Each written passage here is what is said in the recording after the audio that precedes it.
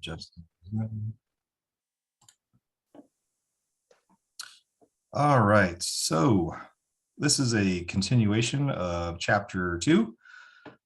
This time, I think the objective is really just to zip through and get the key points.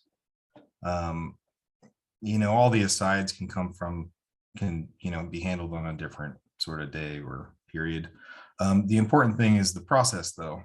And of course, this is just a motivational example, just to get people kind of accustomed to what people go through in a typical data science problem, and no doubt to spur interest rather than the author front loading us with theory or stats or something like that. So where we had basically defined a business objective. We set up the problem, gathered some data, so we know a few interesting things about our data set, and we defined a metric, or at least we're given a metric, more like. And so we go through the checklist that is provided, and I believe that we had done some basic pandas methods just on the data frame to get some simple stats, basic information, and we got to histograms, which give us at least a good visual illustration of the distributions that we're working with. Then we went over some kind of things to look out for, lines, cutoffs, anything like that would indicate weirdness or corruption with the data.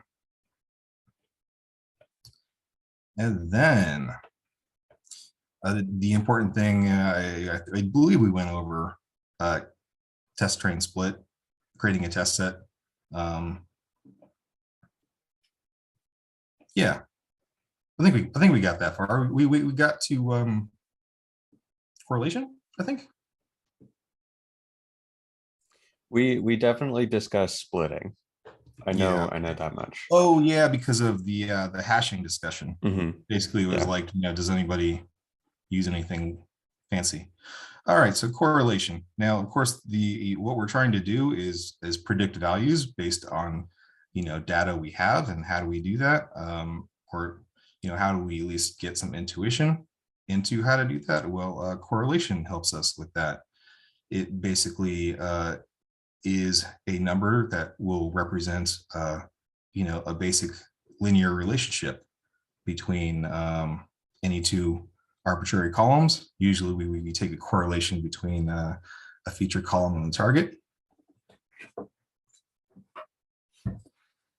And of course, correlation has some gotchas as well. Limitations being that it only detects linear relationships. From this little diagram, we see some basic examples of positive correlation, negative correlation, and zero correlation. And we also see here that slope doesn't really matter. That's what you see from the second row. And from the third, you see a demonstration of how correlation only captures linear relationships. All these sets, despite having pretty obvious relationships, all have zero correlation apparently, which is interesting. I had a question for the group. When we were doing the exploratory data analysis, they said that looking at all of the different correlations were, in an exploratory, trying to make graphs of them all would be too much work. So they picked the ones that looked like they had the most or the highest Pearson's correlation.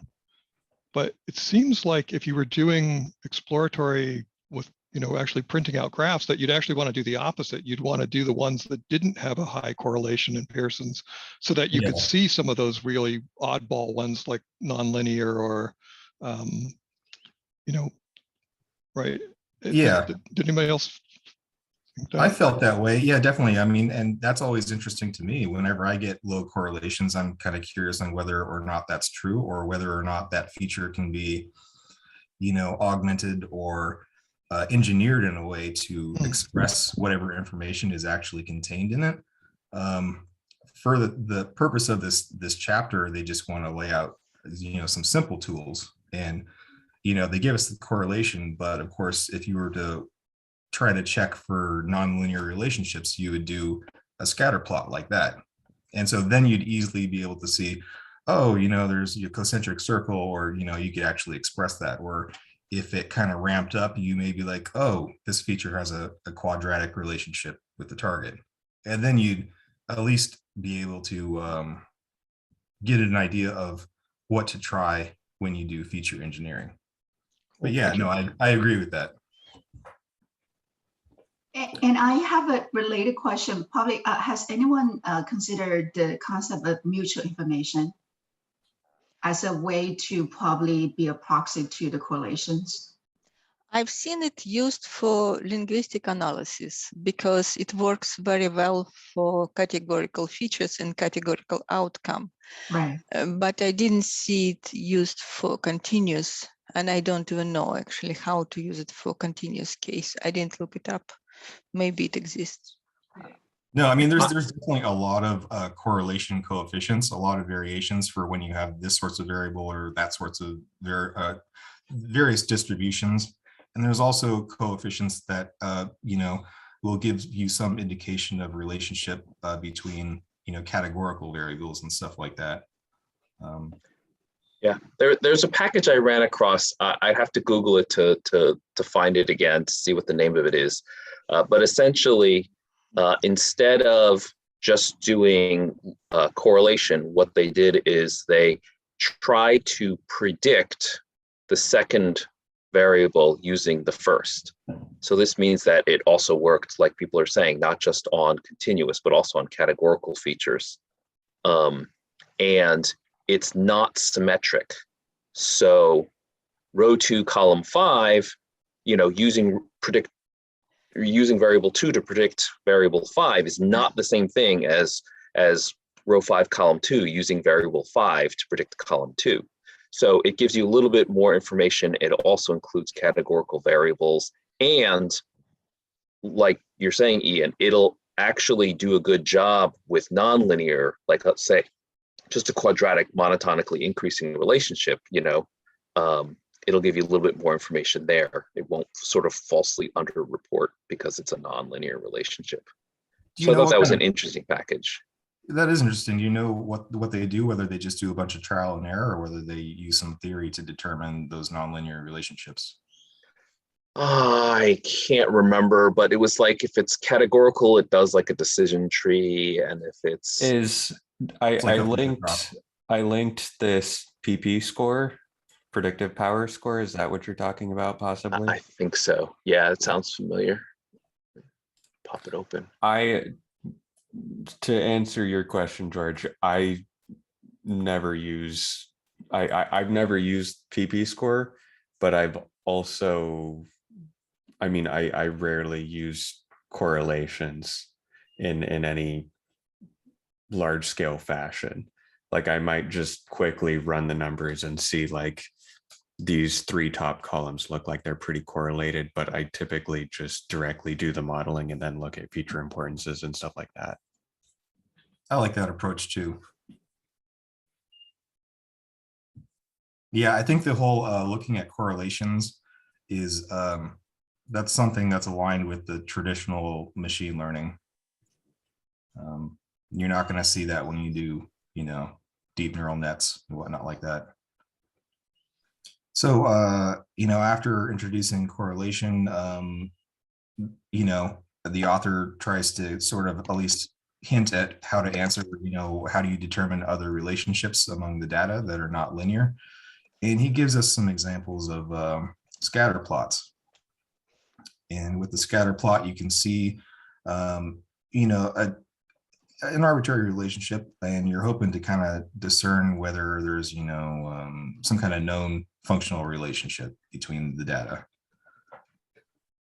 In this, you can kind of see that if you, draw a line through the kind of center of the density, there's clearly, at least some relationship there.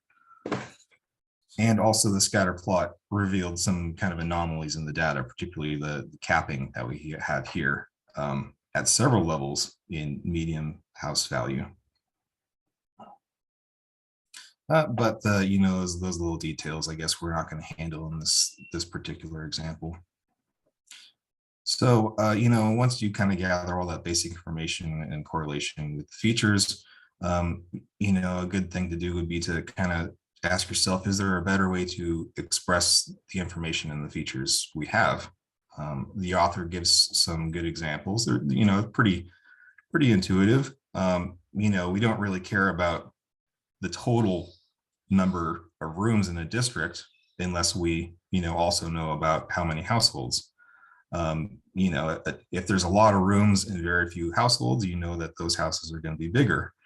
So the author sets up some additional features that are kind of proxies in a sense. So we have rooms per household, which is just a proxy for, you know, house size. And then we have something called bedrooms per room. And that also turned out to have, you know, a decent amount of correlation with our target. And let's see here. Yeah, with the bedrooms per room, it's the way you think about that is, you know, if you have a set allotment of rooms, you know, in a larger house, less of those rooms are going to go towards bedrooms. More of them are going to go towards leisure rooms. So in that sense, they can be predictive of larger, better houses. Then comes the preparation. A lot of this stuff will, you know, be gone into in a lot more detail in later chapters. But the gist is that you have to clean and prepare your data for machine learning algorithms, at least a lot of them. Some of them are more robust to certain things. And one of the things we have to do is handle missing values, which are quite common in practice. Missing values can happen from, you know, just errors in the front end, or, you know, surveys that people left answers open with, or any number of things from, you know, the pipeline can result in missing values. We have options. We can drop rows, we can drop entire features and columns, or we can impute. And as long as there's not like a horrendous amount of missing values in a particular column or whatnot, then, you know, usually imputation tends to be a good solution to that. And by impute, it's basically just interpolate. That's a fancy word for interpolate in a sense. So, you know, like if you know that this example is, you know, close to another example, it would be reasonable to fill the missing value from one with a missing value close to the other. And so imputing by mean or median are very common. So we have Scikit-Learn. Can I ask Sure. a question on the imputer? Mhm. It's been a long time since I've used a simple imputer, but does it take into account, they're talking about total bedrooms, right? So do you really want to change a row to have, is it a real number in there, or would it be smart enough to know that you really can only have integer values? I don't think it will discretize. Let's see, if we go up to the info, I think it handles, did it read them in as oh, see, it read them in as floats anyways. So it'll probably look at the D type of you know, the column or value it's imputing and, you know, act accordingly. Or I imagine if you tried to impute on an integer column, it might want to cast it. I actually don't know those intricacies. Yeah, I was just thinking about that because, you know, we can have 3.71 bedrooms. Yeah, that's very true. Yeah. I imagine because generally a lot of machine learning algorithms are going to want the float data type, that, you know, a lot of these utility classes that come with Scikit-Learn are probably ultimately going to, you know, push and cast data towards float types, is my guess. I don't remember any methods which requires integers. And if our case is somewhere between others, that maybe it's a good idea to point it out with a mean or median. Just, my opinion, of course. Just Yeah, regarding, I don't do a lot of imputation, but I would say that I wouldn't immediately throw out 3.7 bedrooms just because it doesn't make sense in the real world. It might actually give you a better model than if you hard Yeah. force it to 3 or 4. And if you wanted it to be interpretable at the end, you could always just, round the value. Yeah, just interesting if that implies some sort of relationship that may or may not be there. Ian, a quick question. You mentioned not using in place equals true. Can you talk a little bit more about that? I missed that if there was Oh, if it was okay. covered in the book. That's actually something, there's a few reasons for that. You'll see in place equals true in a lot of people's notebooks, and it's not just data science and Scikit-Learn. You'll see these in place operations in like Spark and other things like that. There's a few reasons not to use this.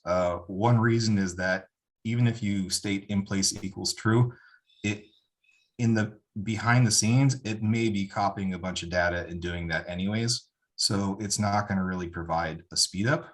A second reason not to use this is that you can't really do method chaining. So if you use a method on a data frame and you don't have in place equals true, it's going to spit out a new data frame. And with that, you could just call another method. So you could chain them together. That doesn't work the same way if you do in place equals true. And it's just generally kind of a bad programming practice.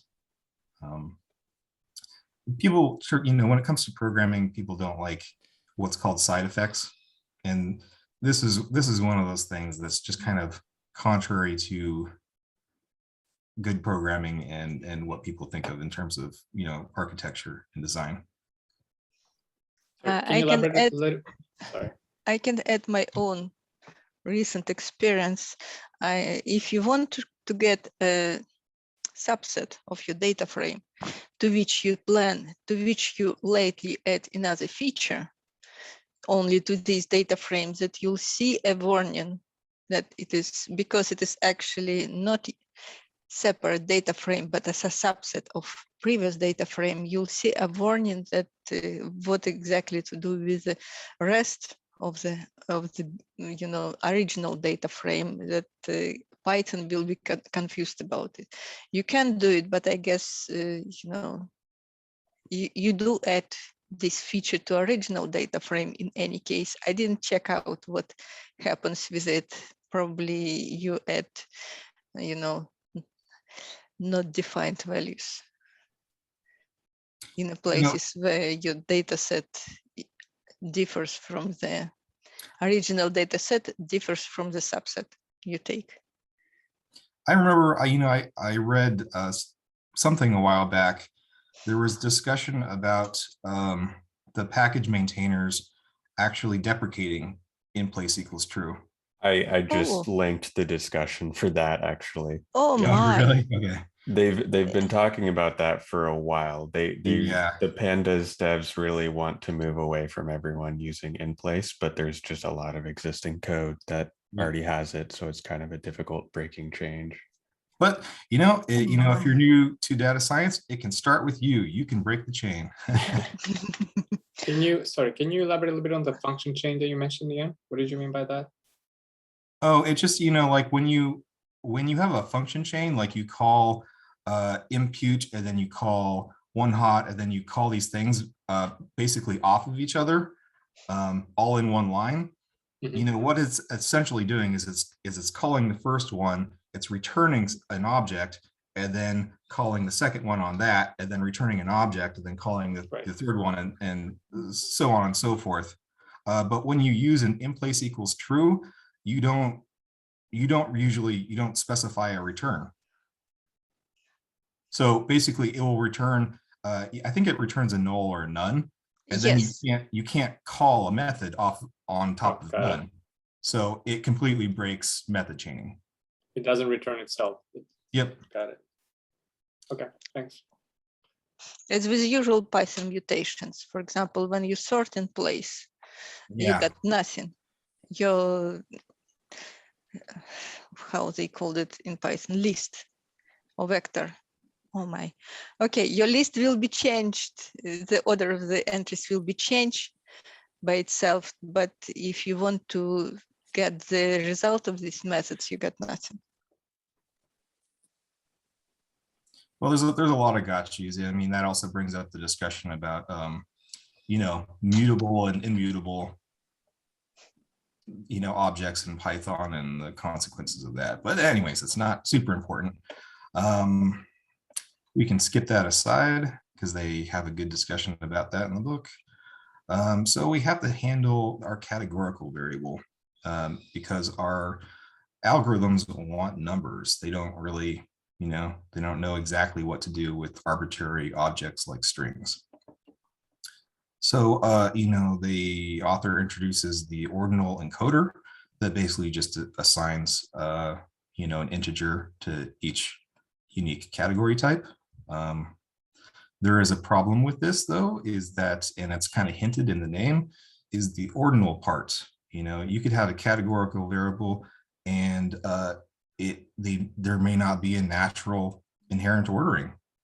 You know, one category may not be better than the other, or, you know, so on and so forth. And in that sense, using ordinal encoder and artificially inducing an order may be a bad idea. So then the author goes, okay, well, what can we do about that? We can try a different encoding to deal with that. And the most popular way of dealing with that tends to be a one-hot encoder. So with that, we're still, you know, essentially assigning one thing to each category, but this time it's basically an independent column or feature. And you can think of these basically like switches or flag variables. It basically goes like, okay, is this category present? 1, if not, 0.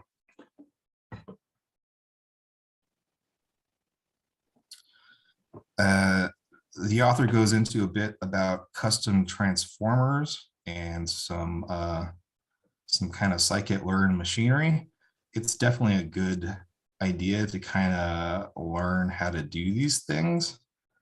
At first, you probably won't need too much, you know, too much custom code, but eventually you're going to be doing operations on data sets that, you know, don't have a built-in class available for you. And so it's just kind of good to know. I think this could be a little bit intimidating for anybody new to data science if they saw that and they're like, oh, what the heck? So we'll skip that. Next up in preparation for machine learning algorithms is feature scaling. There's a few reasons why we would do this. Scaling basically just means, you know, converting data from one range into a different range. And a lot of machine learning algorithms are sensitive to scale. Anything that kind of like, you know, directly works with some kind of metric. So that includes things like, you know, even k nearest neighbors and whatnot like that. But primarily we see a lot of gradient based algorithms in the back end of our machine learning methods, and those are sensitive to scale. This kind of shows what can happen when things aren't scaled. Convergence can take a bit longer. You can have difficulty, you know, finding the minimum that it wants. And we have a few options. I did fill these in. So Scikit-Learn comes with scalars already for, you know, common scaling tasks. But there are some that are generally better and more common than others. Min-max scaler will take your data and linearly scale it down to a specified range. By default, it will basically, you know, scale all data down to between 0 and 1. But there's problems with that. And a better practice tends to be using standard scaler, which of course takes each data point and it it will demean it. So it'll subtract the mean and it'll scale by the standard deviation. So that, won't squish your data into an arbitrary range, but it will be, based on the fact that most data is typically from a normalish distribution, most data is typically within a few standard deviations. It's going to be within this kind of range here. And then Scikit-Learn Hey, also Ian? has, yeah. I'm sorry, but I think I need to act as the timekeeper here. Oh yeah. So I think, you'll just need to kind of mention things like scaling and then see which ones people have questions about. Okay. And then otherwise just kind of go at a slightly higher level. Okay, so they scale the data, and then there's pipelines. Some people use pipelines, some people don't. It's a good idea to use it. And then some basic modeling. The author gives us a linear regression model. Hey, Ian, Mhm. why do you think that pipelines are better? For repeatability, you're at least going to be processing your data with the same steps at least twice for your test set and for your train set. You might as well set up a pipeline. You can use it later. You can modify it and easily experiment in a methodical way. It's just a generally a good practice. I mean, alternatively, if you set up all your transforms and processing line by line and put it all within a cell of a Jupyter notebook, you could rerun that cell, but it can get a little bit messy doing that. Thanks. So, we're just doing some basic modeling. Linear regression, it does okay. You can see comparing the predictions to the labels that, it can be off by about, 60, 70,000, which, considering the range of our houses, is actually kind of quite a bit, but at least it tells us that the model is like kind of better than nothing. So that brings up the, underfitting versus overfitting discussion. This linear regression model, it underfits.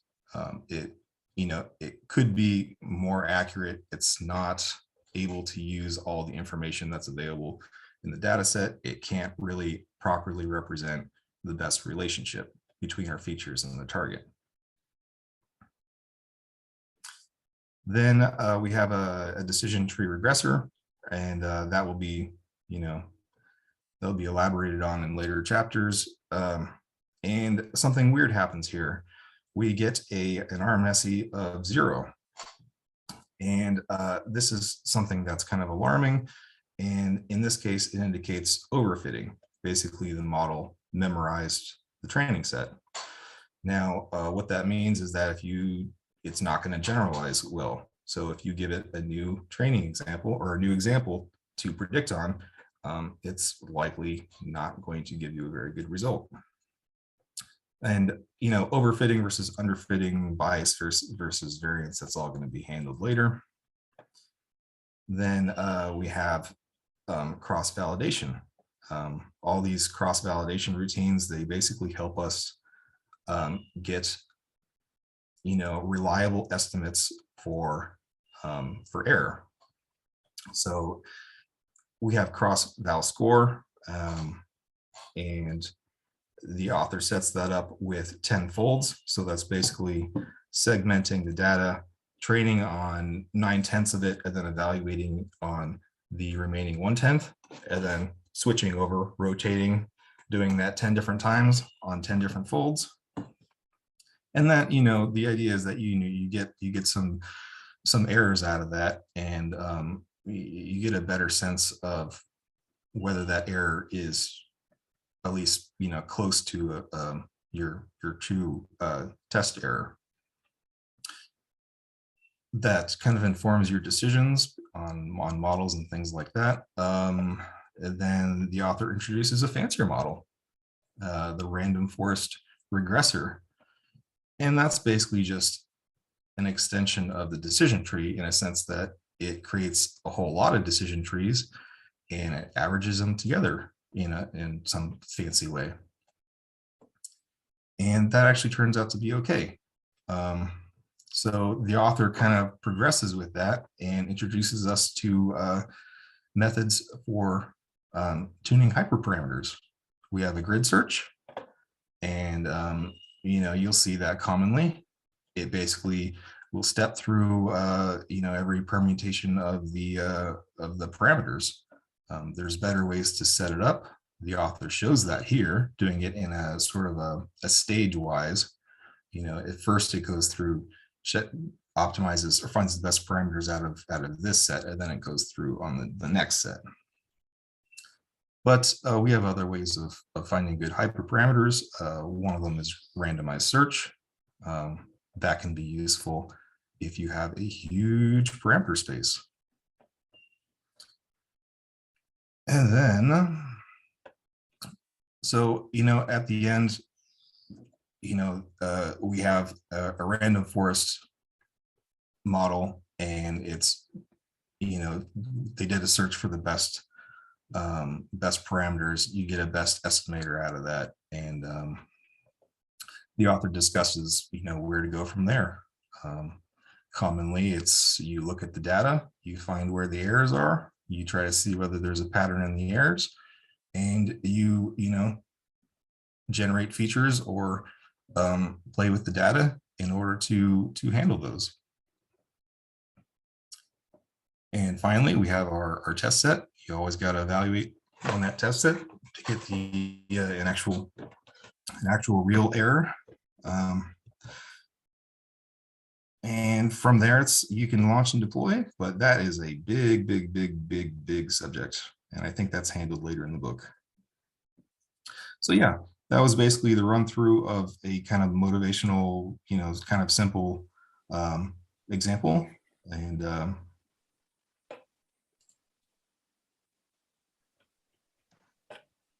yeah, that's great, Ian. So I mean, this was a hard chapter. There's so much content in here, and as he has said, parts of this are going to get touched on explicitly in other chapters, and then also, if not, it'll just naturally come up in some of the discussions. Does anybody? We do want to transition to chapter 3, but does anybody have maybe just one or two quick questions about this material before we switch gears? I do. I didn't find in my book robust standardizations and quantile standardization and scaling. I wonder if there I have some wrong no. issue, or you just edited for our education. Just added it so that people know that there's other examples. Oh, thank you very much. I don't want people thinking like, oh, there's 2 ways to standardize data, when really there's some better ways to do it. I'm very grateful.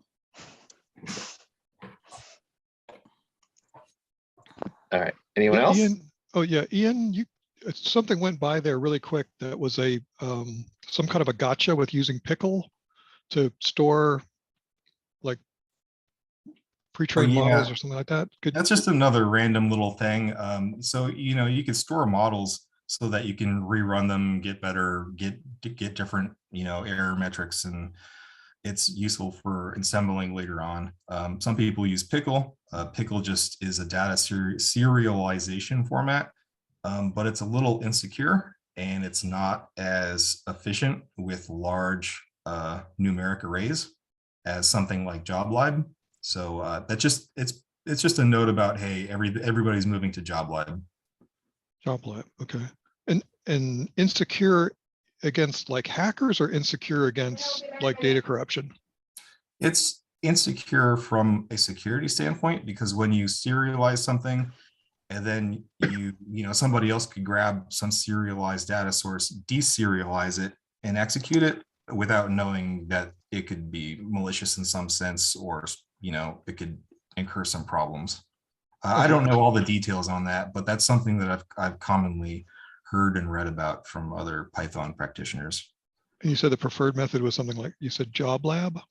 JobLib is, yeah, it's just it has a lot of the same functionality. It also has multi-processing tools and things like that. Okay, thank you.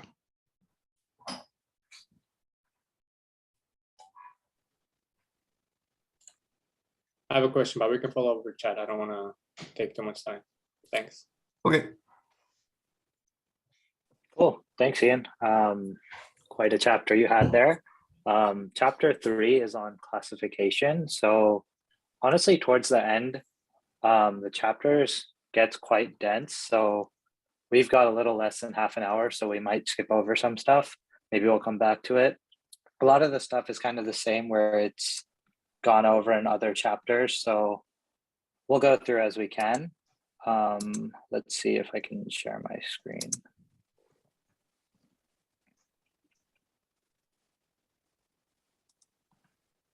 Cool. Can everyone see my screen?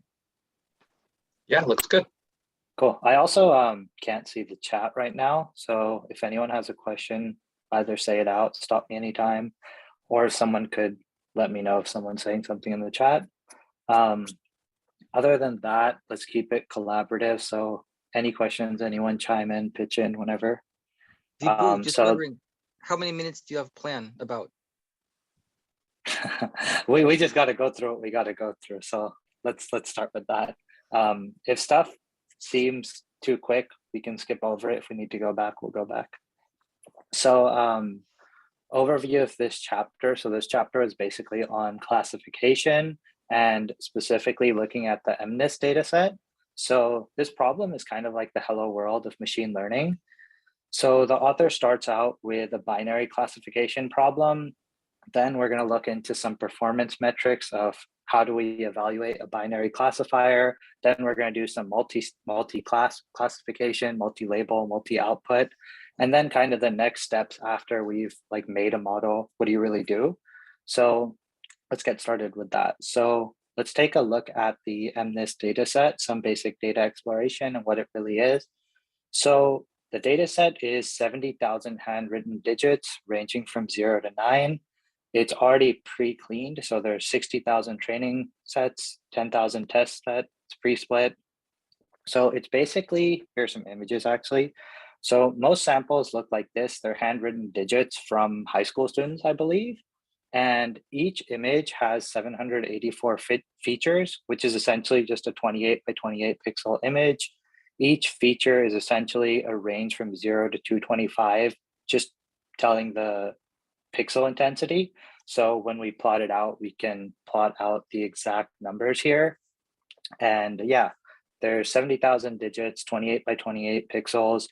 And this data set is actually still used quite a bit, even though it's pretty simple. All we're really doing is just predicting like what number an image is. It's still used as a benchmark for many models. Like when people have new ideas with classification stuff, they'll often come back to this MNIST data set and just benchmark their model against it. Great things about it are that it's super balanced per sample. So it's not like it's skewed with like half the data set being the number 3 or something. It's pretty clean to work with. You can get started real quick. And yeah, it's just like a great little hello world. Just a little note, it's not perfect. Don't expect 100% accuracy or anything. Here are some confusing examples. So I'm not sure if the author printed these out in the book or I added them myself, but I've got I think actually the code is right here too. I've got the code to go along with all this. We can share that and link to it. So if anyone wants to go through these examples, right now it's just in a Jupyter notebook. I can throw it up on Google Colab so people can go through it. But yeah, some examples are a little hard to distinguish. So you kind of have to look into that a bit when you're doing these models. But here's kind of the basic code for how we would plot some of these images. So this is basically just loading up the data set. Then we're going to have our X and our Y just be the data. So the data itself is X, Y is the targets. So as we said, it's 784 features. So 70,000 samples by 784. When we want to plot them, we just reshape them to 28 by 28. So if we plot, for example, the first target, the first training sample here, so X of 0, we're just going to reshape it to a 28 by 28 image. And then we're going to use this binary coloring because that's kind of what those 0 to 225 features were. We can see it plots an X. And then here's our target Y. So our target shows that it is a 5. So this is essentially what all our data looks like. We have 70,000 of these black and white images, and then 70,000 labels that say what they are. So the author actually starts out a little more basic than I had expected. I thought that we'd just go into kind of classifying. We throw in a bunch of images. We predict whether it's a 0, 1, 2, 3, or whatever. But we're going to start a little simpler than that. So we're going to do simple, basic binary classification. So let's start with what binary classifiers are. And they're still very common. So binary classifiers are basically where you have two groups and you have to predict like a yes or no, a 1, 0, is something spam, not spam. And in this case, the author decides, I think, to predict if the digit is the number 5 or not the number 5. So we're not really focused on trying to predict what a number is based on the image. We're just going to feed a model any image and try to predict if it's the number 5 or if it's not the number 5. So there are a lot of approaches to this problem: logistic regression, k-nearest neighbors, decision trees, foresting, neural networks, and you can basically do whatever. One thing I didn't really like about this chapter was that the author kind of just throws in random models and doesn't explain them at all. But I try to give a little bit of an understanding as to what's going on. One thing that we need to look out for is some of the performance metrics for binary classifiers are quite complicated. And that's where this chapter actually gets quite dense when we start to look at what precision, recall, ROC curves are and whatnot. So I think we'll try to go through this section real quick and then take it slow there and go through questions. So this is the code of how we would train a basic binary classifier using Scikit-Learn. So as we said, the data set was already pre-cleaned and pre-split. So the first 60,000 of 70,000 samples are meant to be our training data. And then the last 10,000 are meant to be our test set. So this is essentially saying first 60,000 is our training sample. So X train, X test is 60,000 to 70,000. So the last 10,000. So X is our training samples, Y are our targets. So since we're doing binary classification, we essentially want to just make a new list, which is just called line train 5. This is just a list of all the samples that are containing the number 5. So if it's 5, we're going to say it's true. If it's not a 5, we're going to say it's false. And the author decides to use this stochastic gradient descent classifier. So from a lot of the discussions that we've had, a lot of people are pretty new to machine learning.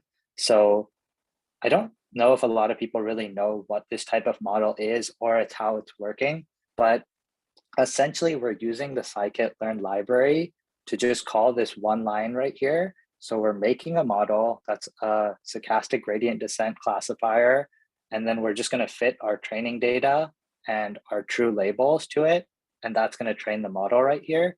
So this part wasn't really explained too much in the chapter, but it does come up in later chapters. So we'll see what we need to do about that. So one thing to note, whenever we're doing these notebooks, we want to set a random state. So this just kind of uses the same numbers every time that we train it. So it's good for reproducibility. So what we're going to do is we're going to take this model we just made, stochastic gradient descent model. We're going to pass through our training info, which is the 60,000 digits.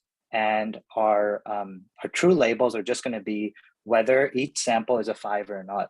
So we're going to pass an image, and then the actual label is whether it is a 5 or not. So once we train that model, we're going to use it. So let's try to predict the first training sample. So the first training sample here is, according to our model, it's true. So it says that the first training image is true. Now let's check that. So these are our labels. If we look at the first digit, it looks like that is actually a 5. So the model predicted it was a 5, it said true, and it actually was a 5. So that's cool, our model is correct. Let's try another one. So if we look at the second sample, if we pass that through our model, so if we tell our model to predict that, we're gonna see that the second sample, the model predicts is false. And that's cool. It looks like it was actually a 0, it's not a 5, so it is false. Also, I just wanna make sure, can everyone still hear me? Yeah, we can hear you. Okay, Cool. I can't see any Zoom stuff. I just wanted to make sure I'm not talking to myself for 5 minutes. Okay.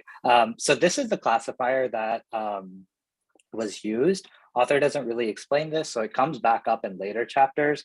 I kind of think this chapter might have been better later on, but it's fine. So essentially what this model is it's a linear model. Yeah. A quick question. We're talking about Yeah. stochastic gradient descent. What happens if it's the non-stochastic version? It's just another model. There's like a ton of models. So like, as I said here, we have many approaches to this problem. We can, where to go? You can use like neural networks. You can use logistic regression, k-nearest neighbors, decision trees. So this model actually isn't that great. It's just out of the blue, the author decided to use this one. It's just a linear model that we fit to the data. I think the author here is just kind of trying to show what binary classification is, and he's not really focused too much on what the model is, how it works. So I found that a little confusing. So I just wanted to kind of take a second to talk about what it is. But yeah, you could use non-stochastic gradient descent. It's just a different type of model. So what's happening here is, yeah. Quick clarification question. I always thought of stochastic gradient descent in association with neural networks, but no, not necessarily. It doesn't have to be. It can be a linear model that we can train, and I actually have it labeled out right here. So we're going to pass a training sample through a linear function. So we have a linear function. We're going to use that to predict whether it's a 1 or 0. We're going to look at the actual label, and then we're going to kind of adjust the slope of this linear model and then keep repeating on our training data. So it doesn't have to be a neural network. It can just be a linear function that we're going to train with basic machine learning. But that's kind of what this model was doing. There are two problems with non-stochastic gradient descent. First, in general, we may have not our loss function, which goes nicely to only one minimum, which happens with neural networks, by the way. And it means that if you jump here and there, we are in better luck to find that global minimum, which you usually look for. Another problem is that even if there is a nice slope to this global minimum, the thing is that usually function slows down quite notably near this because gradient descent becomes close to 0. So jumping here and there again is helpful. So stochastic gradient descent is usually preferable in many cases. In this example, the author doesn't want to optimize the model at all. So this is all actually discussed in chapter 4. It's like page 120-ish of the book. There's batch gradient descent, stochastic, mini batch. So all this stuff comes up later. This is just the example the author chose. I just wanted to give some clarity, but I think that comes up more next session. So why it's stochastic and all that, that is the next chapter.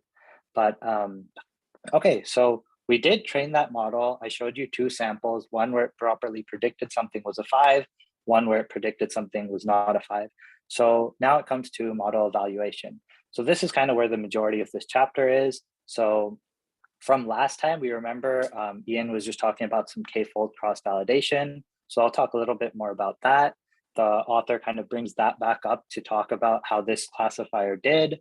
So k-fold cross-validation is essentially where we train the model k times on k-1 samples of data. So we hold, I think I have a photo here. So if this is all our data, we're going to use all of it, but hold out a section of it. So train on this portion of the data, test on this thing. Then we're going to train on the remaining, test on the next. So this would be 4 folds where we hold different test sets and train on the remainder. So this is a pretty solid way of evaluation if you don't have a lot of data, to train on more stuff, test on different things. The author doesn't go that much into it. It's just kind of an explanation of what we're using here. So let's look at this metric for how our model did. So let's train this model again. We have our stochastic gradient descent model we just called earlier. We're going to pass in our training samples. We're going to pass in our targets. We're going to do cross-validation with 3 folds. So similar to this, we're going to train it 3 times, except forget the fourth fold pretty much. So we're going to do 3 folds, and we're going to print out the accuracy each time.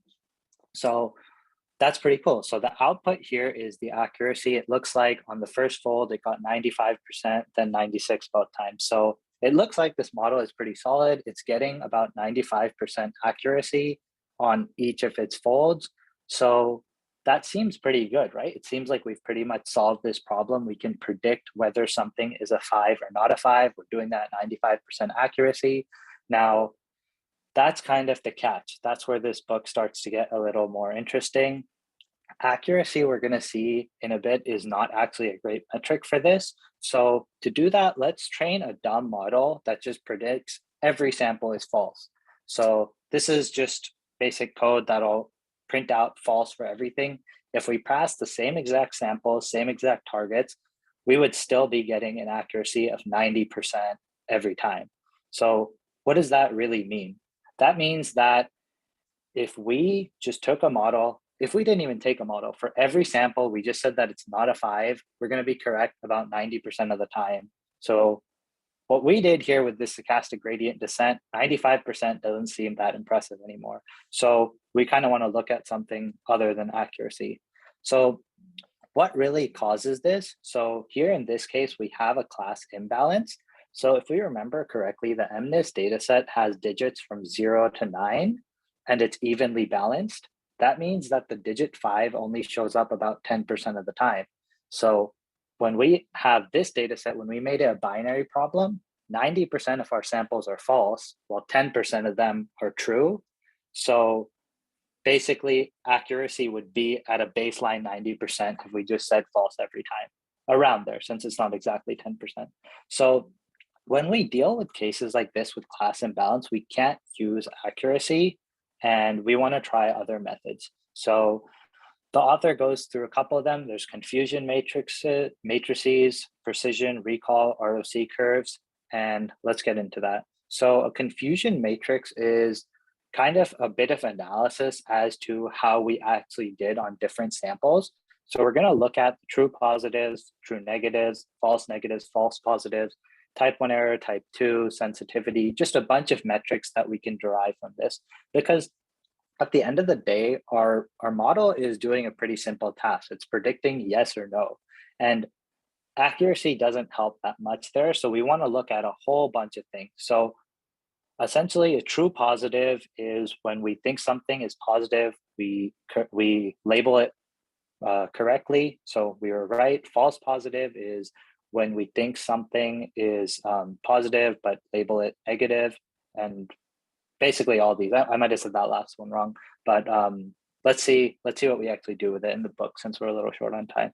So here's the code to pull up a confusion matrix to plot one.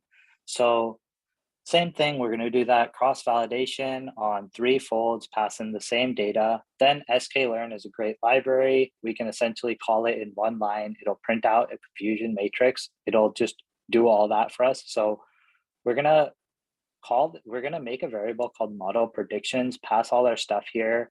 It's going to output a list of 60,000 predictions. We're going to take the predictions and compare them to the actual. Here's our confusion matrix. So once again, true, negative, false, positive. If we had a perfect model, it would look diagonal. These can also be extended past binary classifiers, but let's look a bit into this. So so out of the 60,000 samples, this is kind of how we did. This many true negatives, false positives, whatnot, and let's analyze that a bit. The author has this table in the book. Instead of kind of explaining this, I think it's pretty self-explanatory. We can go over it in the book on our own. So one of the metrics that we're going to use here, since accuracy wasn't that good, is precision. So precision is the accuracy of all our positive predictions. So there's a basic formula to calculate this. It's the true positives over true positives plus false positives. Looks like our precision was about 83%. Recall, which is also sensitivity, is the true positive rate. So this is the ratio of positive terms correctly identified. It looks like here we're kind of lacking. So our recall was only 65%. Once again, to get these numbers, we're just going to plot that confusion matrix. It's like a one-line code. It's going to give us our confusion matrix right here. We use these simple formulas to find precision, recall, and these are some numbers we want to look a bit more into. based on how we can improve our model. So here it looks like our recall is quite low. What does that mean? That means that our ratio of positive terms correctly identified isn't that great.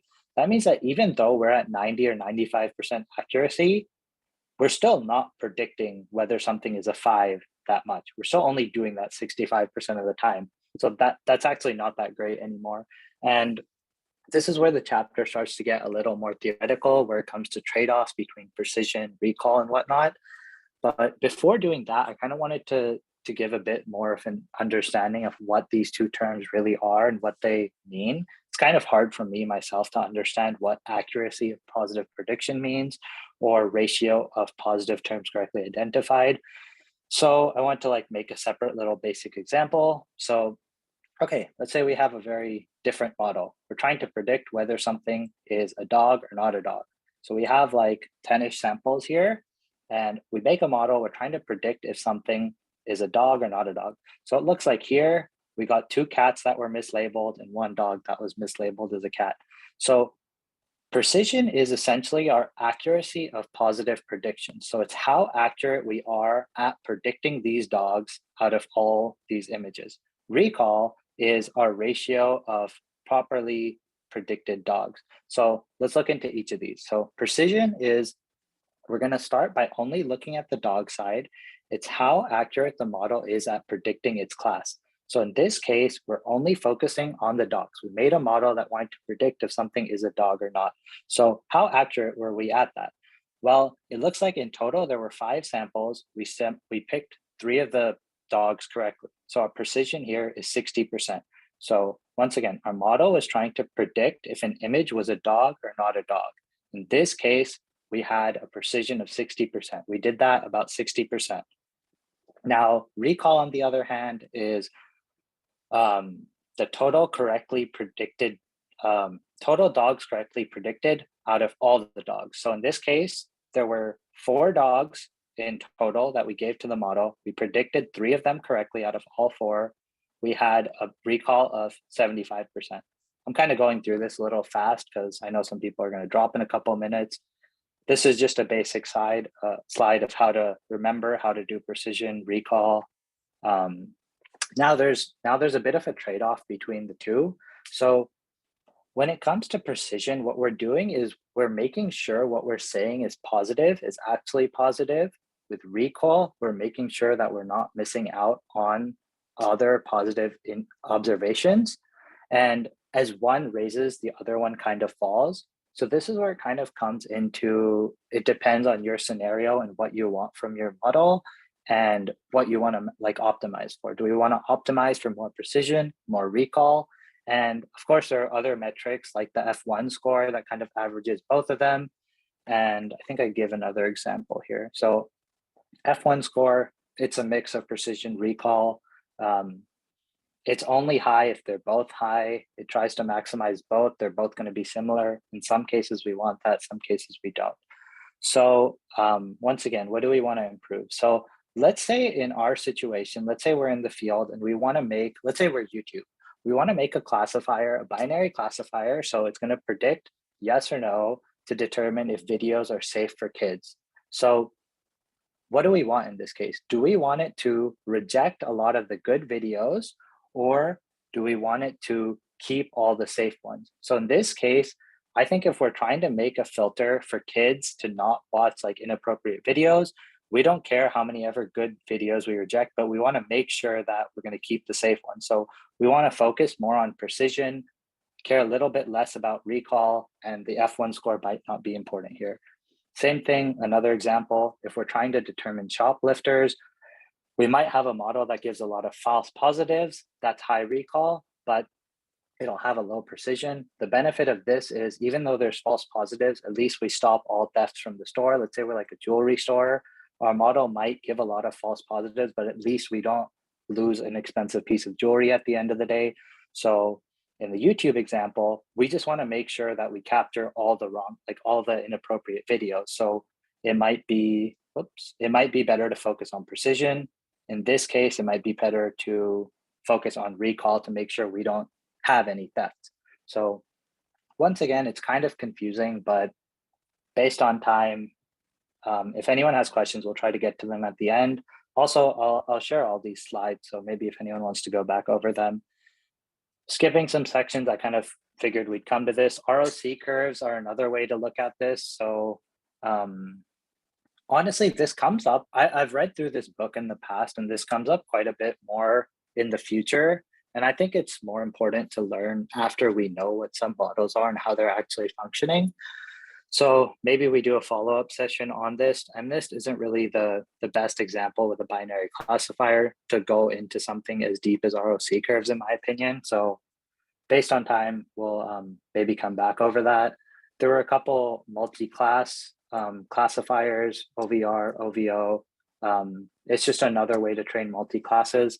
I think I might have still added some info in here, so we have a couple minutes. So multi-class classification is what came next. In this case, we're going to go away from our binary classification problem, and we're going to actually predict whether an image is a 0, 1, 2, 3, 4, or a 9. So once again, many approaches, logistic regression, foresting, neural networks, whatnot. Some stuff doesn't work unless we take different approaches, training like one classifier per digit.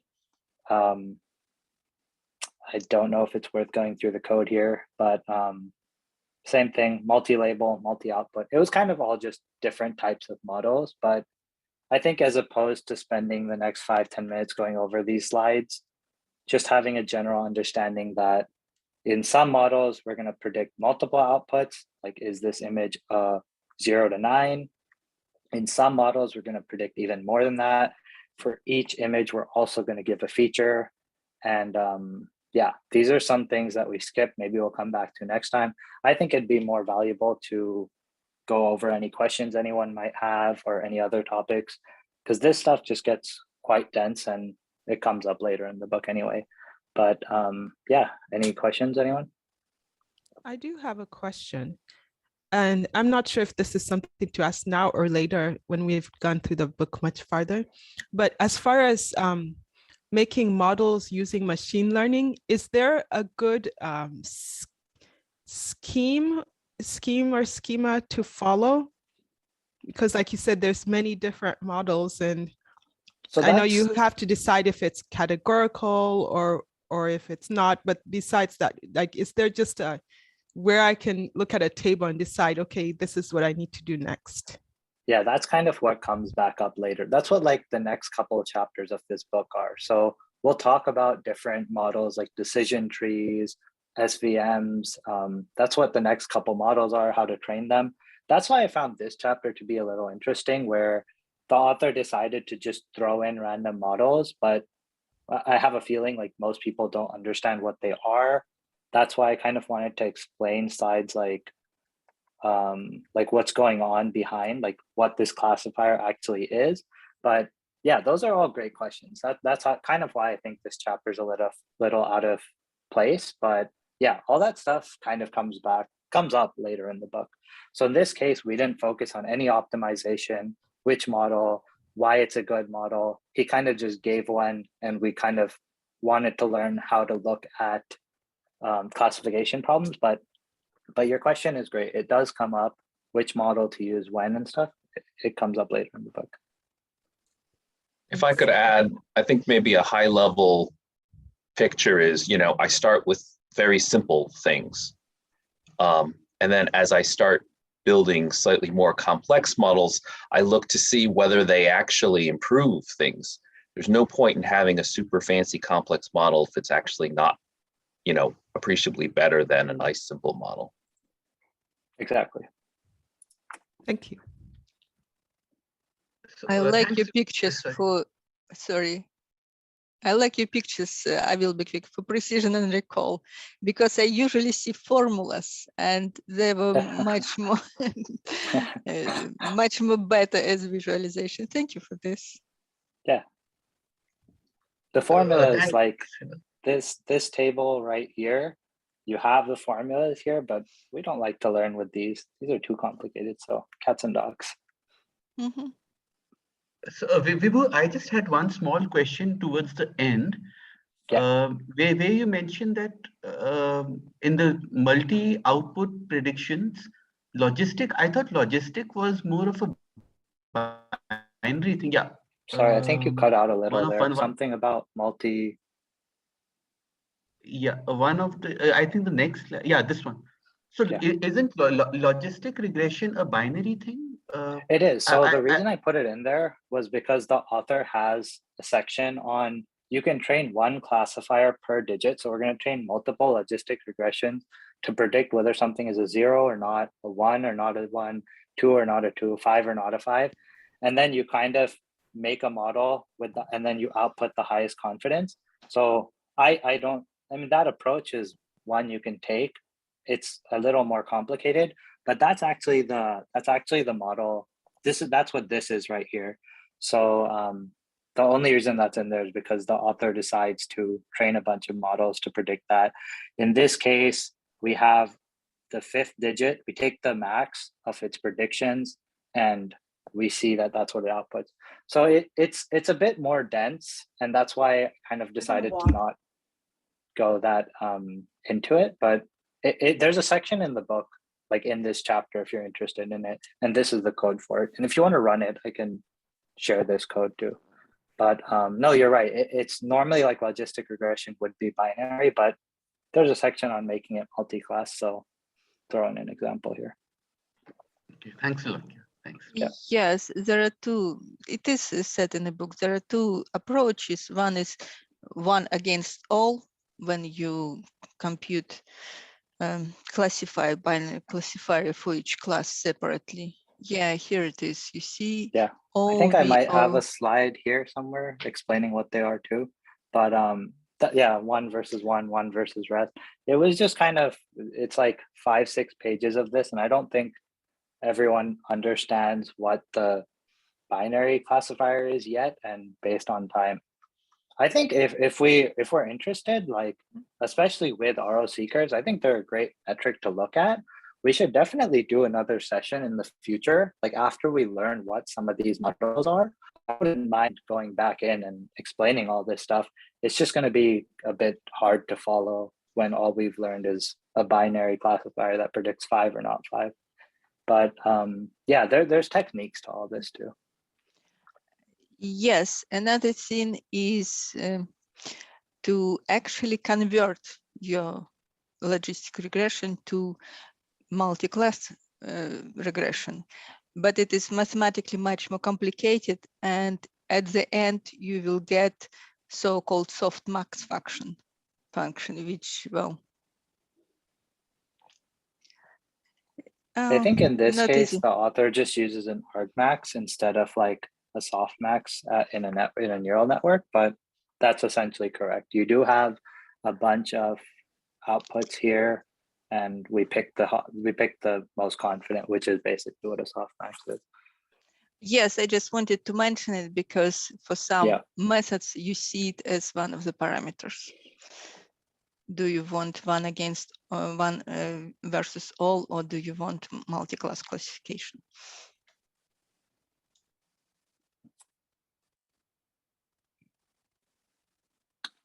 Any other thoughts, questions on this chapter? I just want to ask maybe a real life practice question. Has anyone come across a situation where you do have the label data for like a small portion of your data, and for whatever reason, like in my situation, there was a situation where once the classification model is developed, it couldn't quite score the entirety of the rest of the unlabeled data into the classes. So it just like your classification model is not quite able to kind of score, able to kind of put all the cases in the unclassified population into those classes. Am I making sense? So let me maybe describe a situation here. So for example, one of our clients, because the data confidentiality reason, they cannot give us all their customers' information, right? So they will allow us to survey, let's say 1,000 people from the customer base, and kind of combine with some of the general market respondents we survey. And then we we use the survey data points to build like a cluster analysis, right?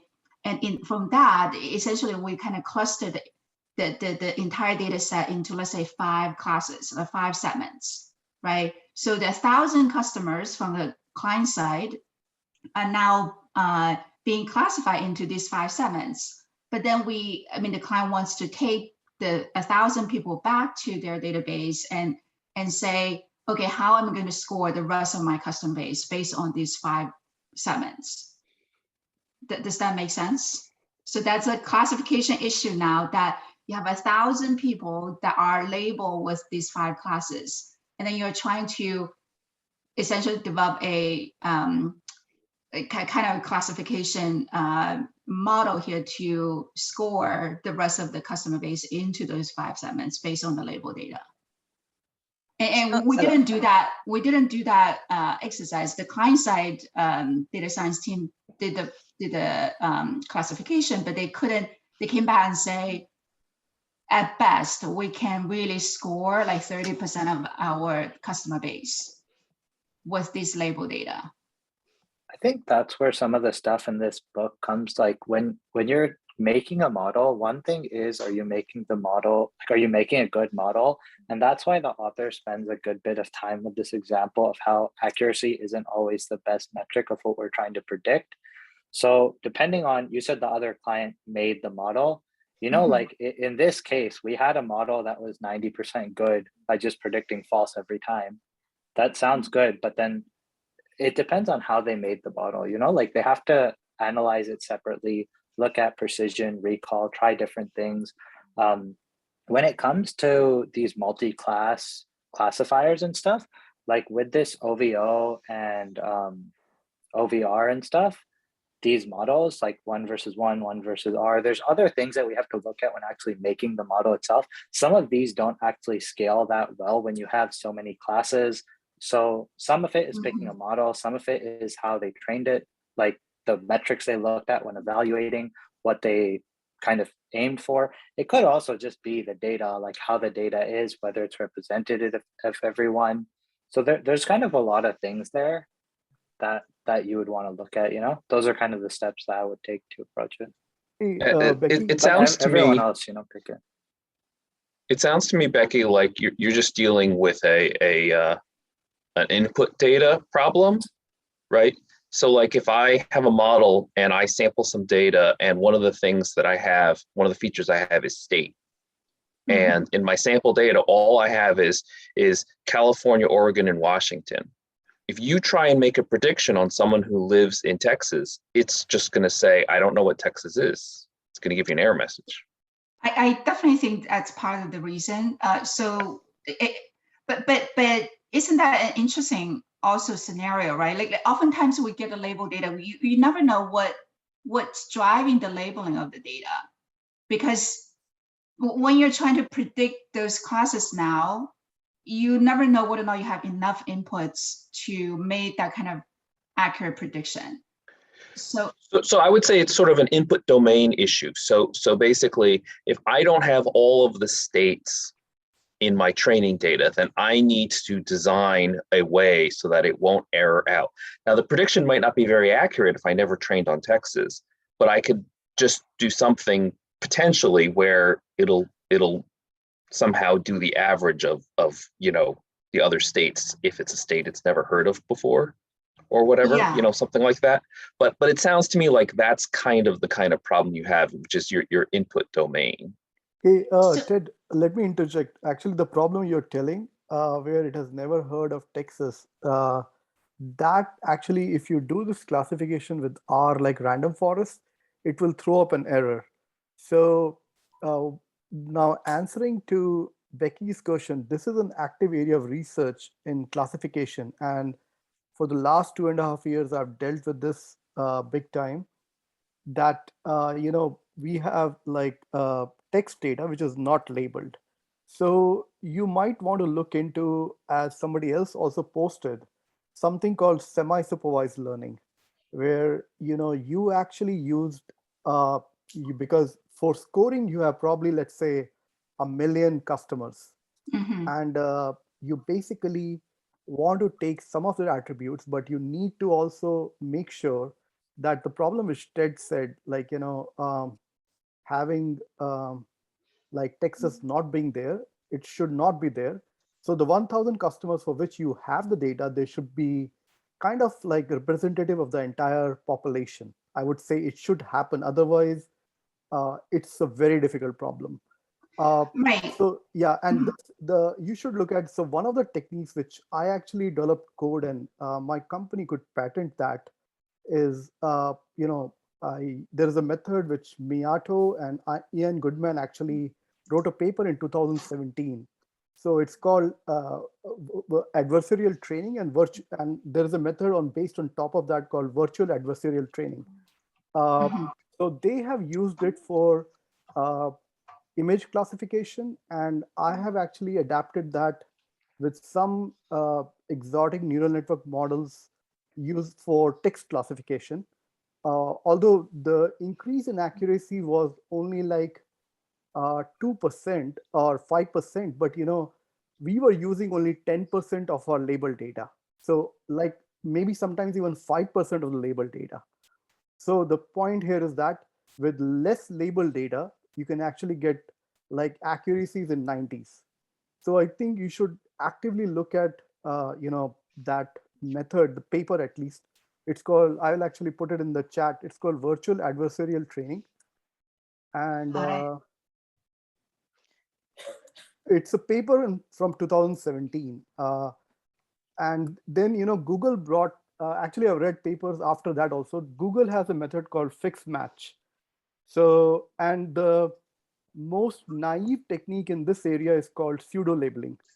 So, probably you should probably look at those techniques if you want to really, but it's like, it's not something ready-made. You will have to do like months and months of research to actually get the code out, which can be productionized.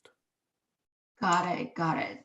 Well, these thoughts are all very good, and thank you, everyone. I just want to quickly also clarify, like Ted's example, for us, right? We definitely are. I mean, in our latest round of research, we try to incorporate a lot of the data points that the client has into our kind of clustering exercise, so that they can at least know all the inputs are also available on the client side. I think that's one thing that we try to really make sure that's happening. But I would definitely explore the few areas that I think that you mentioned. Okay. Yeah.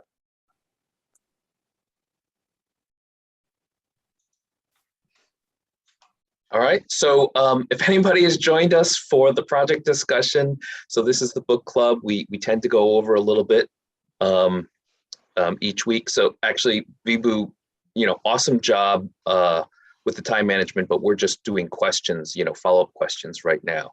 So we will shift to the project discussion, but let me just see if there maybe one or two last quick questions before we shift gears. Anybody? Sorry, actually, question for Vibhu. I kind of joined a little late, but I didn't understand. I know what is one versus rest. What does the one versus one OVO actually mean? Maybe, sorry, I missed it totally. And then there is a related question. What do you do with the one versus rest if they're like, let's say, more than 200 classes? Do you have 200 classifiers? So that's kind of what I was explaining to Becky with one versus rest. It kind of really falls off when you have multiple classes. It doesn't scale well. That's why I thought it was kind of odd that he chose this approach in his example in the book. But yeah, so you said one versus one and one versus rest. Those are the two. The difference between them. So it's actually in the book. Okay. There's a whole section on it. I don't personally think it's all that valuable to get deep into. I've experimented with quite a bit of classification stuff as well. I think there are better methods suited towards it, but yeah, that's kind of the main issue. They both kind of tend to drop off as opposed to something like foresting, you said. They're just approaches mentioned, so I figured I'd make a note that they exist, but time permitting, we wouldn't be able to go over them. So a follow-up question would be, what would be a technique? Let's say you have 1,000 classes, something like, does anybody know of a technique where, you want to have 1,000 classes? It's a multi-class, not a multi-label classification, because multi-label is even more tougher. So multi-class 1,000 classes, you can think of that as like a sequence to sequence problem. You said you work with text, right? So sequence to sequence is essentially where you have an output layer at the end of a neural network where you're going to predict each string of text. So let's say you have an embedding, 768 dimension embedding of how much ever your vocabulary is. Say your vocabulary is 2,000 words. You're going to have an output over 2,000 words. That's kind of what a classifier is, right? You're classifying each next word. So I would approach it like that. Okay, the sequence to sequence method. I've seen, like, as a basic understanding, like approach, you can look at it like sequence to sequence when you have very large classes. Okay. Yeah, I've heard from other people also, but I haven't really got my heads around it, because there is a and most approaches to that aren't more traditional machine learning. When it comes to sequence stuff, it's going to be more neural nets and deep learning approaches, especially because you're essentially, if you are trying to predict out one of 1,000 classes, it's got to be a very large model. But you can think of it like when you're predicting out that many words, that's a great place to start to learn that. Okay, thanks. Can I also ask a small quick question? It's related to what I'm currently working on. Basically, I would like to convert into Excel an old PDF table. Let's say in 1951 census, we had a table. So it's in PDF form, and I would like to convert it into Excel. So currently what I am trying to do is just use the Tesseract package. So I was wondering if so is it possible to improve upon the output of the Tesseract package by any of the methods? Any suggestions that you might? I think it might be a bit past the scope of this book, although I'm not sure how much the second section, like when it comes to neural nets, it's a pretty common problem when you have like image to text. So like document scanners and stuff, there's a whole lot of research. If you're interested in research papers on what state of the art is and stuff, apparently Ryan knows about this now, but yeah, there's a whole bunch of research on that stuff. A lot of it also, it's a decent approach you can get with transfer learning and like using pre-trained models and building on top of them. But I think I'll let Ryan take this one.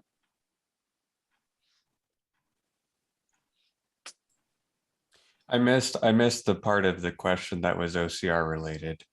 Can you rephrase that? Yeah, sure. So I have a PDF which is a semi-structured table. It doesn't have any lines to separate the different columns, and I would like to convert it into an Excel form. So I have managed to convert it into a Notepad TXT format using the Tesseract library in R. But like like 4 is sometimes actually an A. A 5 is converted to a $. These kinds of things in order to improve upon. So what would be your suggestion? So your issue is kind of in the realm of maybe you can do some spelling correction, or maybe you can do some customization of the model. Is that kind of the stuff that you're looking at? Yeah. To improve upon the output of this. So it is possible to do additional training with the Tesseract model. If you have additional label data, if you can find where the errors are, you can actually format the data in a certain way and then do additional training on the Tesseract model. But in general, I haven't seen that really be useful, because Tesseract was already trained on much more data than you likely have labeled. So the stuff that we typically focus on more is just making sure that we have clean conversion of the documents. So making sure that you're doing it at a high DPI. So if you're doing it at 200, maybe you can get better results from doing it at 300. And then Tesseract does a pretty good job, but if you really need better performance than that, I would recommend looking at doctr. I can share a link to that. It's a more recent OCR library that does a much better job, and we benchmarked that against a bunch of different documents, because that's actually what I'm working on at work right now, is extracting a bunch of information out of documents. And doctr so far has been the winner. I spent some time training our own OCR models using the MMOCR library. And after a bunch of effort, we found that the doctr ones were still beating what we were able to come up with. So I highly recommend the one I'm about to link.